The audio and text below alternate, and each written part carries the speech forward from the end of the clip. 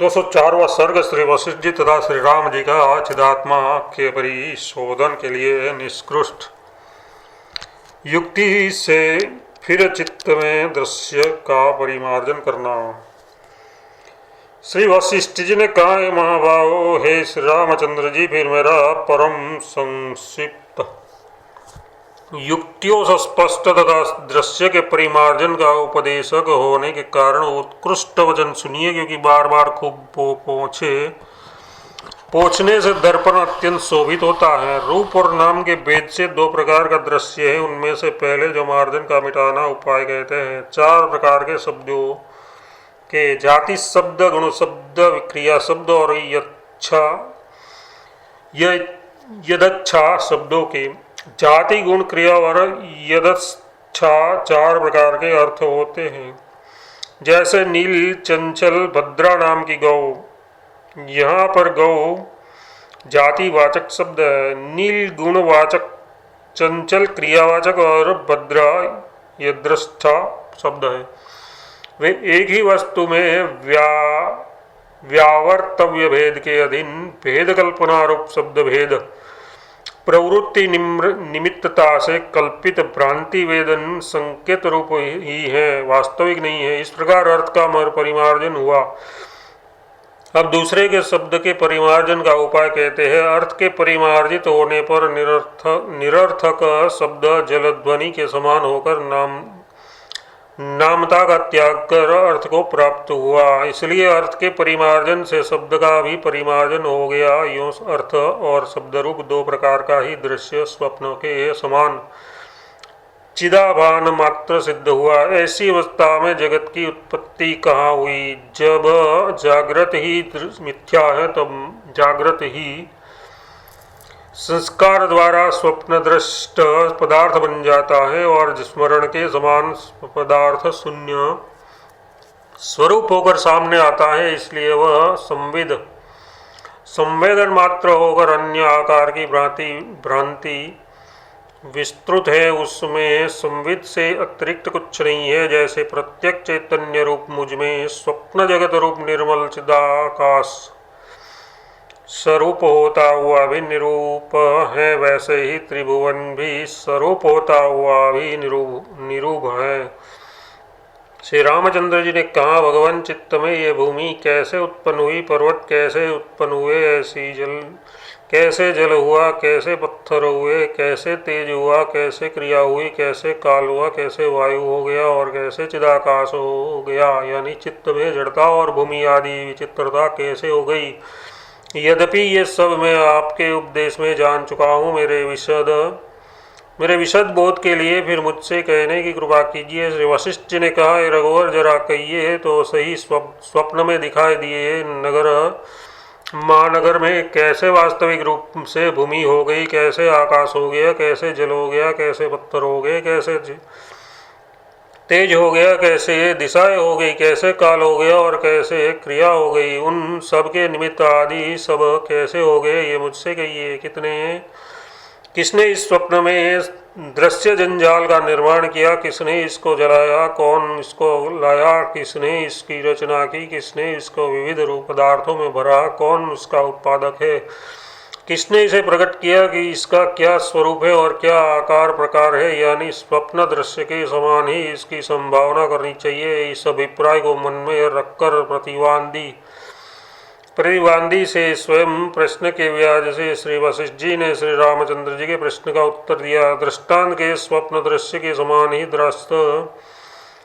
दृष्टनिक में जागृत दृश्य में भी पृथ्वी आदि की संपत्ति की संभावना कर रहे श्री रामचंद्र जी स्वयं भी जगत की असत्यता का वर्णन करते हैं।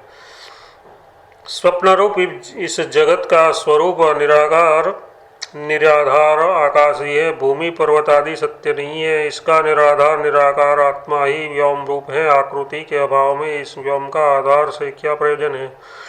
पृथ्वी आदि आकार संपत्ति को मानकर ये कहा गया है, वास्तव में पृथ्वी आदि संपत्ति भी नहीं है, ऐसा कहते हैं। ये पृथ्वी आदि कुछ भी संपन्न नहीं हुई, ये संविद के अतिरिक्त असत्य नहीं है। ये जगदाकार चित्त का स्फुरण स्वप्न के समान मन ही उस प्रकार जगत के रूप में स्थित है, उससे अतिरिक्त नहीं है।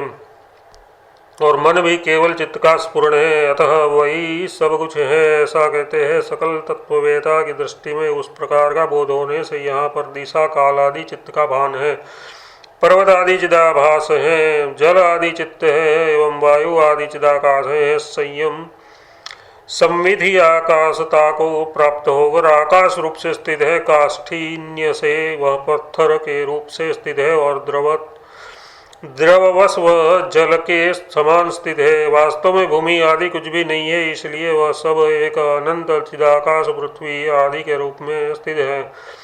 प्रसन्न निश्चल सागर का जल द्रव रूप होने के कारण ही जैसे तरंग, फेन, आवर्त आदि अभिन्न होता हुआ भी अपने में नाना होता है। चित्त अपने में काठिन्य के संकल्प से पृथ्वी की तरह गिरिता को प्राप्त हुए हैं। चित्त अपने में शून्यता के वेदन से आकाश की तरह अपने को शून्य जानती है, अपने में द्रव्यत्व के वेदन से जल मानती है, अपने में स्पंदता के वेदन से वायु जानती है। अधिष्ठान चिद्रूप अपने स्वरूप का त्याग न कर रही चित्ती उष्णता के वेदन से अग्नि को जानती है। इस प्रकार के स्वभाव वाला ही ये आकाश रूप चिद धातु बिना कारण, बिना गुण और बिना क्रम के जो कुछ इस प्रकार स्फुरित होता है, उसके अतिरिक्त जगत का तत्व वैसे ही यहाँ कुछ नहीं है, जैसे कि आकाश और सागर में शून्यता और जल के सिवा अन्य तत्व कुछ नहीं है। इदम मतलब ये, त्वम मतलब तुम, और अहम मतलब मैं, इत्यादि जगत विचिदाकाश के अतिरिक्त नहीं है, क्योंकि उसके बिना कुछ भी संभव नहीं है। इसलिए आप पूर्ण शांत होकर स्थित होइए। आप जैसे इस घर में स्वप्न, मनोरथ आदि से अग्नि पर्वत आदि की बुद्धि करते हुए, पर अग्नि पर्वत न होते हुए भी उनको अग्नि पर्वत देखते हैं, वैसे ही निराकार चिदाकाश को जगत के रूप में देखते हैं। दृष्टि के आदि में चिदाकाश ही देह तुल्य प्रतीत होता है, तब बिना कारण के असत से, अज्ञान से देहाकार चित्ती उदित होती है। वास्तव में देह उदित नहीं होता है, वह ज्ञानी जनों को विचार करना चाहिए। मन, बुद्धि, अहंकार, पंच महाभूत, पर्वत और दिशा, ये सब शिलागर्भ के समान यथास्थित अनिवार्य है। इस तरह ना कुछ उत्पन्न हुआ है और ना कुछ नष्ट हुआ है। यथास्थित ये जगत रूप ब्रह्मात्मा में स्थित नामक जो स्वरूप का प्रकर्षण से बृहंषण है, वही ये जगत कहा गया है। यथार्थ सम्यक दर्शन से प्रबुद्ध बुद्धि वाले की दृष्टि से ये जगत भाव से भान भी अभान ही है, यानी वास्तव में शून्य चिदाकाश ही है। अब प्रबुद्ध बुद्धि वाले यानी मूर्ख की दृष्टि से जैसा तैसा हो, उसके विचार से क्या प्रयोजन है, यह अर्थ है। 204वां सर्ग समाप्त। 205वां सर्ग केवल विषय मात्र स्वरूप वाली ये जगत स्थिति स्वप्न तुल्य है, न ये कभी उत्पन्न हुई, न स्थित है और न नष्ट हुई, ये केवल चिन्ह मात्र ही है। इस प्रकार जगत की स्वप्न के समान पूर्वोक्त विवर्त मात्रा का स्वीकार कर कुटस्थ अद्वितीय चिन्ह मात्र विवर्त का भी संभव नहीं है, क्योंकि उसका कारण नहीं है। ऐसा श्री रामचंद्र जी प्रश्न करते हैं। श्री रामचंद्र जी ने कहा, भगवान जैसे परमाकाश स्वप्न में दृश्य रूप होता है, वैसे ही ये जागृत में दृश्य रूप होता है। इस विषय में यदि संदेह नहीं है तो ये सर्वश्रेष्ठ महाप्रश्न मुझसे कहने की कृपा कीजिए। अदेह चित्ती जागृत रूप स्वप्न में सदेहवत कैसे होती है? हेतु न होने के कारण आपने विवर्त की अनुत्पत्ति की स्थिति नहीं होगी, अतः शून्यता ही होगी, ये सिद्ध करना चाहिए। जगत की शून्यता इष्ट ही है, अतः आपके प्रश्न में हेतुभूत संदेह निरुपातिक है। यूँ भगवान वशिष्ठ जी श्री रामचंद्र जी के प्रश्न का उत्तर देते हैं। श्री वशिष्ठ जी ने कहा, श्री राम जी, ये जगत जागृत और स्वप्न में हेतु शून्य आकाश से उत्पन्न हुआ है, अतः शून्याधार शून्य रूप ही होना, ऐसा ही सिद्ध करना चाहिए। और शून्य परम ब्रह्म ही है, अन्य नहीं। इसलिए उत्पत्ति आदि से शून्य अद्वैत ब्रह्म के अविरोधी विवर्त में अनुत्पत्ति का संदेह उपपन्न नहीं होता, यह अर्थ है। विवर्त में अनुत्पत्ति का ही उपादान करते हैं। समस्त कारणाकारों में अस्तमय रूप वाले सर्गादि में भी कोई भूत उत्पन्न नहीं होते, यानी उस समय पृथ्वी आदि किसी भूत का संभव नहीं है।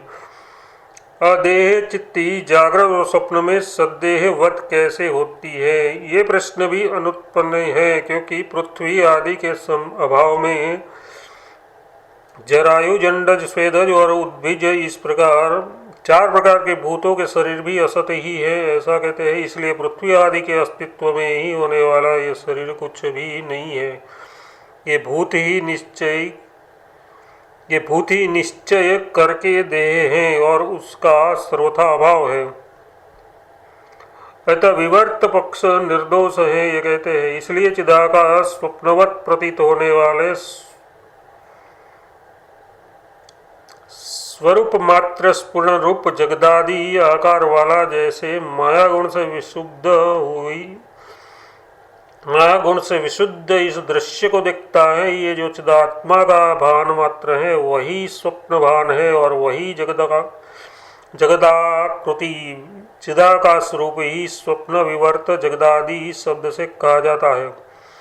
चिदाकाश का जो ये वेदन है वो ये आकाश के समान निर्मल है। इस वेदन के अंदर भासमान चित्त का रूप सूक्ष्म होने पर, स्वप्न और स्थूल होने पर जगत के रूप से स्थित है, यानी वेदन ही स्वप्न और जगत के रूप में स्थित है। इस प्रकार रूप प्रपंच के वेदन मात्र होने पर नाम प्रपंच भी वेदन का ही एक नाम भेद प्रसिद्ध होता है, ऐसा कहते हैं। इसके उपरांत चारों ओर व्याप्त हुए अपने स्वभाव कचन मतलब स्फुरण में उस चिद्रूप चिदात्मा ने ये पृथ्वी आदि पृथक पृथक संज्ञा की है। अतः एवं स्वप्न आदि की निवृत्ति होने पर भी वह तत्वभान कभी शांति नहीं होता, ऐसा कहते हैं। उक्त चिदभान ही स्वप्न और जगत शब्दों से निर्दिष्ट होता है। चित्त का भान स्वभाव तत्व है, वह चिदाकाश रूपी भान कभी शांत नहीं होता। उसके चिदभान के सद्भाव से ही उसमें बहुत से विवर्त हुए हैं, ऐसा कहते हैं। बहुत सी भिन्न भिन्न सृष्टि दृष्टिया ब्रह्म रूप ही है। जैसे आकाश में शून्यता स्थित है, वैसे ही वे ब्रह्माकाश में ही स्थित है और प्रवेश करती है। कौतुक वश इस ब्रह्मांड के स्वरूप को सुनने की इच्छा से श्री रामचंद्र प्रश्न की भूमिका निर्माण करते हैं। श्री रामचंद्र ने कहा, भगवान आपने लीलोपाख्यान, भूषुंडाख्यान आदि में करोड़ों प्रकार की सृष्टियों का वर्णन किया है। उसमें भी कुछ ब्रह्मांड कोश में स्थित है, कुछ उससे रहित यानी मन आदि में स्थित है, कुछ भूकोश में स्थित है, कुछ आकाश कोश में स्थित है, कुछ तेज कोश में स्थित है और कुछ वायु कोश में स्थित है। कुछ आकाश तल में स्थित गोलाकार भूमि में स्थित है। उनमें रहने वाले उद्भव तथा अधोभाग में स्थित चींटियों के समान भूलोक से चिपके हुए देव असुर आदि हम ही ऊपर हैं, जो विविध निश्चय वाले हैं। क्योंकि सबकी दृष्टि से भूमि के अधोभाग के जल भूमि के मूलाकाश से जल के पैर ऊपर है, जिनके पैर ऊपर की ओर और सिर नीचे की ओर रहता है, ऐसे प्रतीत होते हैं। इस तरह उन लोगों में ऊर्ध्वमूल, अधः शाखा और शिखर वाले होने के कारण वन और पर्वत लटके हुए से मालूम होते हैं।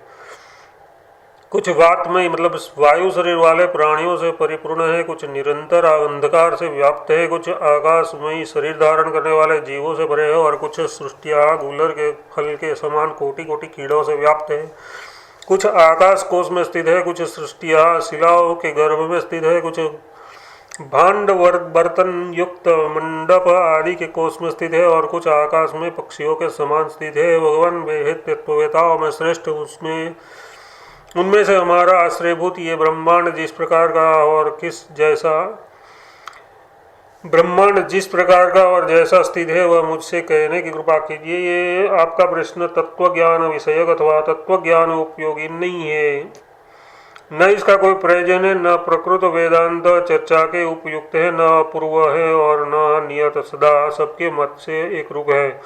क्योंकि मुनियों द्वारा विभिन्न ज्योतिष सिद्धांतों में भूमि, वन आदि की स्थिति अन्यथा अन्य प्रकार से वर्णित है। ये सब मैं पहले दिखला चुका हूँ। अतः एवं मायामय स्वप्न तुल्य इसके विषय में किसी एक का पक्षपात कर सिद्धांत कथनों का कोई प्रयोजन नहीं है, ऐसा समझ रहे श्री वशिष्ठ जी। ये विषय अन्य शास्त्रों का है, उससे आपको ज्ञात हो ही चुका है, इसलिए ये विषय प्रश्न योग्य नहीं है, यो समाधान करते हैं। श्री वशिष्ठ जी ने कहा, वत्स, जो वस्तु अपूर्व हो, अन्य प्रमाणों का गोचर न हो, जो इष्ट न हो, अनुभूत न हो अथवा भूत श्रुत न हो, यानी प्रत्यक्ष अनुमान और शब्द का विषय न हो, उसी का गुरु सुंदर सुंदर दृष्टांतों से प्रतिपादन करता है तथा शिष्य श्रवण द्वारा उसी का ग्रहण और मनन द्वारा उसी का ऊहन करता है, अन्य का नहीं। ये अर्थ है। हे श्री रामचंद्र जी, इस ब्रह्मांड का तो ज्योतिष आदि आगमों ने, वेद शास्त्रों ने तथा शास्त्र के प्रवर्तक मुनियों तथा देवताओं ने सतर्ष अनेक प्रकार से वर्णन किया है। यह अपूर्व नहीं है और आपको ज्ञात ही है। जैसा ये अपने जाना है, जैसा आगमों द्वारा वर्णित है, वह सब ज्यों का त्यों स्थित है, इसके विषय में और क्या वर्णन करे। यानी आपको जो प्रकार ज्ञात है उसी का आपके प्रति कथन अपूर्व नहीं है, इसलिए इसका वर्णन उचित नहीं है। तो ब्रह्म कैसे ब्रह्मांडकार बना, कितने काल तक ब्रह्मांडकार रहेगा, ये मुझसे कहने की कृपा कीजिए। यो श्री रामचंद्र जी पुनः प्रश्न करते। श्री रामचंद्र जी ने कहा, है ब्रह्मण चिन्ह महाकाश, ये ब्रह्मांड कैसे बिना, ये कितना विशाल है अथवा कितने काल तक स्थित रहेगा, ये मुझसे कहने की कृपा कीजिए। ब्रह्म कभी साकार नहीं हुआ, न उसका कालिक परिच्छेद ही है, किंतु अज्ञानी जीव जब तक अज्ञान रहता है तब तक सुप्त पुरुष की तरह अपने आत्मा को जगत के आकार में देखता है। इस आशय से कहते हैं, यह अविनाशी ब्रह्म आदि अंत शून्य नित्य है। परमाकाश में न आदित्व, न मध्यत्व और अनंतत्व है तथा न विविध प्रकार आकार है। ये ब्रह्माकाश आदि अंतरहित अक्षर सर्वव्यापी है। अतः एवं ब्रह्माकाश में आदि अंत विहीन ये विश्व चारों ओर फैला है। इस परम चिदाकाश का स्वतः स्वात्मा में जो भान है, उसी को उसी ने स्वयं विश्व कहा है, वह मिथ्या है। जैसे पुरुष का स्वप्न नगर दर्शन है, वैसे ही नगरवत उसका ये भान है, वही विश्व कहलाता है। चिदैक स्वभान ब्रह्म में चित्त स्वभाव से विरुद्ध पर्वत काष्ठादि आदि स्वभाव कैसे सत्य हो सकते हैं, ऐसा कहते हैं। यहाँ न कठिन पर्वत है, न द्रव रूप जल है, न शून्य ये आकाश है और न सबको अवलित करने वाला काल ही है। चित्ती ही भ्रांत चेतन को तथा उस रूप से स्थित सी प्रतीत होती है, वस्तुतः वह उस रूप में नहीं है, ऐसा कहते हैं। चित्ती ने जिस पदार्थ का जिस प्रकार जहाँ पर चिंतन किया, वह उस प्रकार वहाँ चित्त में पर्वत नदी आदि के रूप में पूर्णता स्थित है। जैसे स्वप्न में अशिला ही शिला होती है, अनाकाश ही आकाश होता है, यानी शिला तथा आकाश में अतिरिक्त चैतन्य ही शिला और आकाश होता है, वैसे ही यहाँ सर्गादि रूप स्वप्न में चित्त चैतन में दृश्य की जगत की स्थिति है। निराकार शांत चित्ती जैसे स्फुरण को ही स्वप्न के समान जनाती है, वह जगत कहा जाता है। अच्छा, चिद्रूप जगत निराकार ही है, ये बात मैं आपसे सतः कह चुका हूँ।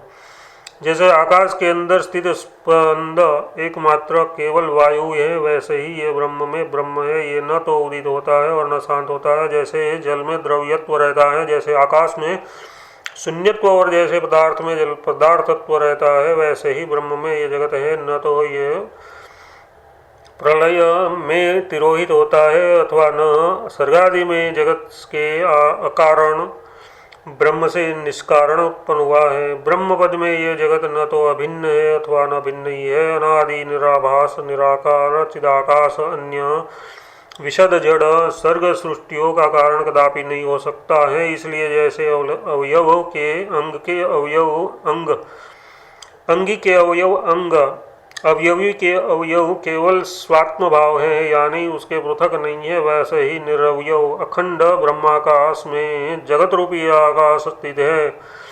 ब्रह्माकाश से जगदाकाश पृथक नहीं है। सब कुछ दृश्य, शांत, निराधार, निरामय, निर्दोष, ज्ञानमयी, ज्ञान मात्र है। यहाँ न जगत की सत्ता है अथवा न असत्ता है, तथा यहाँ किंचित भी भेद नहीं है। दृश्य के इस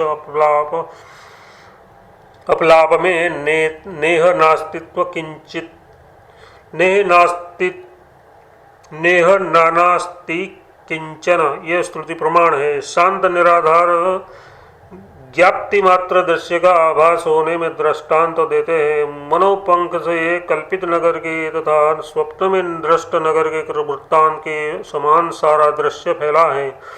वास्तव में विषमता शून्य शांत अजन्म अविनाशी ब्रह्माकाश ही दृश्य के रूप में स्थित है।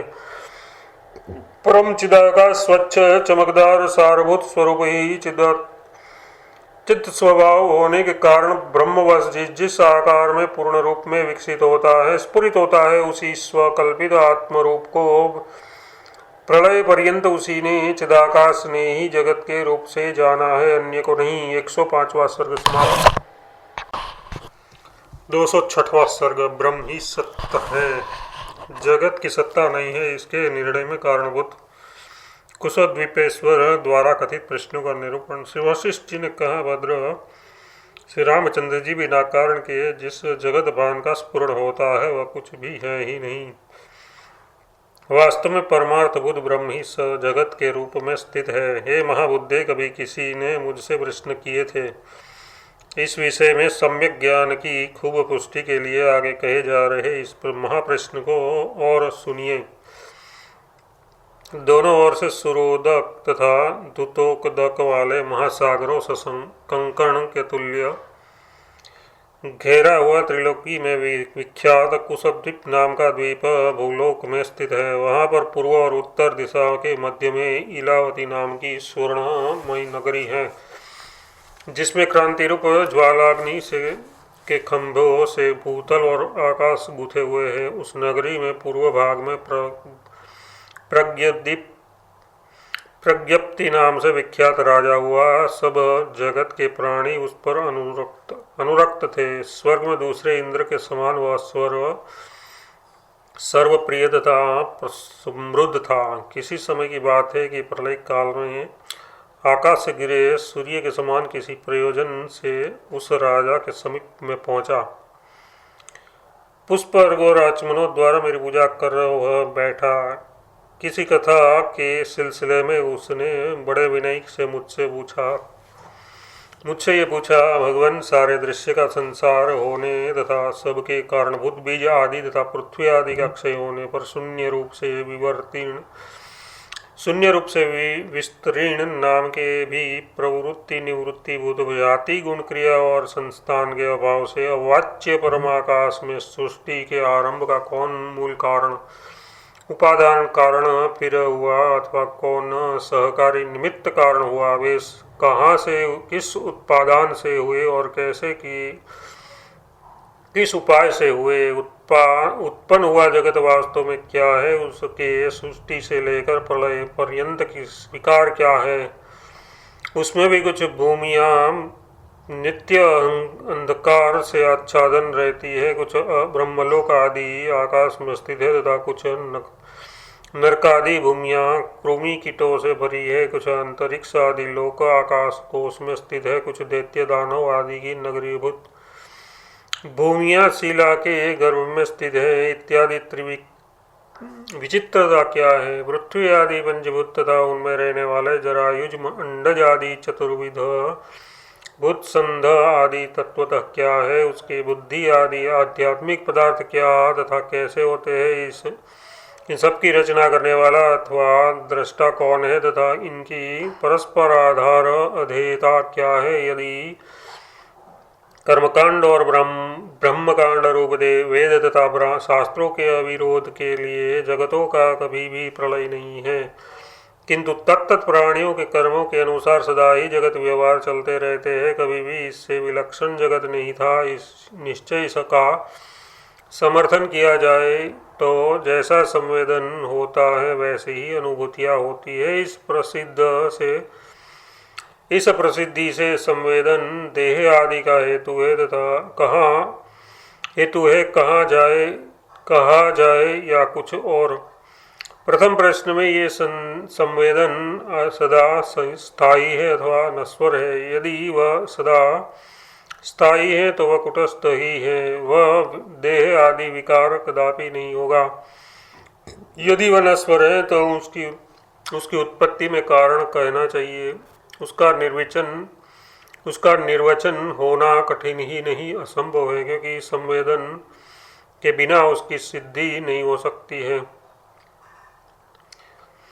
हे मुनि नायक, मुझे दूसरी शंका है कि आज जम्बूद्वीप आदि देश में अथवा इस कुशद्वीप में मरे हुए तथा अग्नि में जलाए गए देहनाश वालों के नरक स्वर्ग के भोग के लिए देह को उत्पन्न करने वाले माता पिता आदि से शून्य प्रदेश में शरीर के प्रति उपादान कारण कौन होगा अथवा निमित्त कारण कौन होंगे। शंका करते हैं धर्म और अधर्म ही देह के आकार में परिणित हो जाएंगे। समाधान धर्म और अधर्म दोनों अमूर्त हैं। उन अमूर्तों की मूर्तता असमंजस है। अद्रव्य मतलब द्रव्य भिन्न, धर्म और अधर्म द्रव्यों द्वारा पार्थिव युक्त नहीं है। वह माता पिता आदि का अभाव है, अतः क्या उपादान कारण होगा। और बीज के अभाव से उपयुक्त धर्म अधर्म का देहाकार में परिणाम असमंजस है। धर्म और अधर्म करने वाले का परलोक नहीं है, ये नास्तिक पक्ष भी ठीक नहीं है, क्योंकि सही जन्म वर्तमान जन्म पूर्व जन्म की अपेक्षा परलोक है और ये जन्म संवेदन के अनुसार स्थित है। संपूर्ण लोक वेद आदि का विरोध होने से भी नास्तिक पक्ष ग्राह्य नहीं है, ऐसा कहते हैं। प्रजाजन राजा की आज्ञा आदि से जो स्वेच्छा चेष्टा आदि के अगोचर है, दूर देशांतर में है, अतः एवं संबंध रहित है और अमृत भी है। वध बंधन दंड आदि फल पाते हैं, इसमें कौन उत्पत्ति है। दूसरी बात यह है कि पत्थर लोहे आदि का खंभा देवता मुनि आदि के वरदान से सुवर्ण की प्राप्ति के लिए गमन आगमन आदि किए बिना ही जहाँ पर क्षण भर में सोने का हो जाता है, वहाँ पर वह संपत्ति किस उत्पत्ति से है ये कहिए। और भी सुनिए, अचेतन होने के कारण प्रयोजन सिद्धि रूप निमित्त के बिना ही प्रवृत्त हो रहे विधि प्रतिषेध रूप शास्त्रों का क्या प्रयोजन है, जो कि प्रचार द्वारा लोक में प्रसिद्ध हैं, किसी के द्वारा अनुष्ठान न होने से अप्रसिद्ध है। हे बतलाने की कृपा कीजिए। हे ब्राह्मण, जगत पहले असत था, पश्चात सत हुआ। जैसे असद्रा इदमग्र आश्रित तत्व में सदजायत, ये पहले असत ही था, सदैव सौम्यग्रम। हे सौम्य, पहले एक अद्वितीय सत ही था इत्यादि श्रुतियों की परस्पर संगतार्थता एक वाक्यता कैसे हुई है, मुझसे कहने की कृपा कीजिए। और सुनिए, सृष्टि के आरंभ में शून्य आकाश से ये ब्रह्म कैसे होगा। यदि आकाश का ऐसा प्रभाव माने तो इस तरह के प्रभाव वाले सब प्रदेशों में भिन्न आकाश से सब जगह अन्य ब्रह्म क्यों नहीं पैदा होते। हे मुनिश्रेष्ठ, औषधियों के अपने अपने पदार्थों के उष्णतम आदि स्वभाव कैसे स्थित है, ये मुझसे अपने बोध के अनुसार कहने की कृपा कीजिए। भगवान एक ही पुरुष के मित्र ने प्रयाग आदि मनोवांछित फल देने वाले क्षेत्र में उसके जीवन की कामना कर मृत्यु का आलिंगन किया और शत्रु ने वहीं पर उसके मरण की कामना कर अंतिम सांस ली। दोनों के मरण के पश्चात विरुद्ध स्वभाव वाले कार्य कैसे होंगे, ये मुझसे कहने की कृपा कीजिए। तथा एक ही समय में मैं आकाश में पूर्ण चंद्रमा हूँ, इस कामना से चंद्रत्व प्राप्त करने वाली उपासना विधि के अनुसार ध्यान करने वाले बहुत से उपासकों द्वारा एक ही काल में प्राप्त असंभव भावी चंद्रत्व प्राप्ति रूप फलों से आकाश एक साथ अनेकों चंद्रों से युक्त क्यों नहीं होता। तथा एक ही स्त्री का अपनी स्त्री के रूप में प्राप्त करने के लिए जब लाखों पुरुषों ने एक साथ ध्यान किया, तब उन पुरुषों के ध्यान की फलभूत वह एक ही स्त्री उन पुरुषों को भिन्न देश में स्थित भिन्न भिन्न घरों में एक ही समय कैसे प्राप्त हुई। तथा हे महामुनि जी, वह एक ही स्त्री अपनी तपश्चर्या से परम ब्रह्मचारिणी, उनमें से प्रत्येक पति के घर में रहने से प्रत्येक के प्रति तपस्या से साध्वी एवं बहुजन भोग्य होने के कारण असाध्वी कैसे तथा वह उन सबकी स्त्री कैसे हुई, ये मुझसे कहने की कृपा कीजिए भगवान। मैं घर से बाहर नहीं निकलता हुआ भी कल्पना पर्यंत सप्तद्वीपों का अधीश्वर होकर घर पर स्थित हूँ, ये विरुद्ध है। किसी ने वरदान आदि द्वारा जहाँ प्राप्त किया वहाँ घर के भीतर भोग्यवर की वरता कैसे उत्पन्न होती है। दान धर्म आदि तपस्याओं तथा अंत्येष्टि क्रिया श्राद्ध आदि कर्मों का अदृष्ट जहाँ क्रिया हुई उसी प्रदेश में यदि उत्पन्न होता है तो यहाँ पर स्थित लोगों को क्रिया का फल परलोक में कैसे होगा, जो उक्त क्रिया की उत्पत्ति से शून्य है तथा अदृष्ट मृत देह आदि में प्रतिजनन से सफल है। ये कहिए तो परलोक में स्थित देह में अदृष्ट का अस्तित्व कहाँ है। यदि कहिए कि व्यवहार करने वाले जीव और उनमें समवाय संबंध से स्थित उसका अदृष्ट जिस जगह उसका भोग होता है वहाँ है, ये कथन भी ठीक नहीं है, क्योंकि इस लोक के देह आदि मूर्त पदार्थ अन्य लोक तथा अन्य काल में नहीं रहते, जिसके आश्रय से व्यवहार करने वालों को फल हो सकेगा। यह अर्थ है। इत्यादि असमंजस कैसे समंजस होगा। मेरे मन में उठे हुए इन सकल संदेह को शीतल और उज्ज्वल वाणी से ऐसे काट डालिए जैसे कि चंद्रमा सायंकाल में होने वाले अंधकार को शीतल तथा उज्ज्वल क्रांति से काट देता है। हे भगवान, परमात्मा के विषय में उपदेश द्वारा सकल संशयों का विनाश करने से सहजारों विरुद्ध फल वाला भी दोनों लोकों में, इस लोक और परलोक में हितकर तथा अविरुद्ध हो जाता है। इसलिए